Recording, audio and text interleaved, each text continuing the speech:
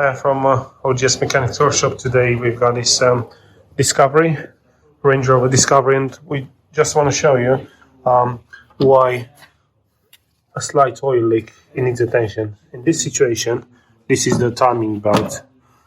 This is a 3-liter V6 engine, and the customer reported in for a service, and we also noticed a slight oil leak, as you can be seen there.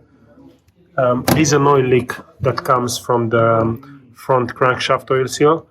Now, a minor problem like this, if it's left untreated, unsolved, it could end up into a big repair, a big expense, because that oil, if eventually contaminate the timing belt, it can cause the belt to fail, and the failure of a belt on this engine is going to mean a massive repair, extensive repair, and expensive.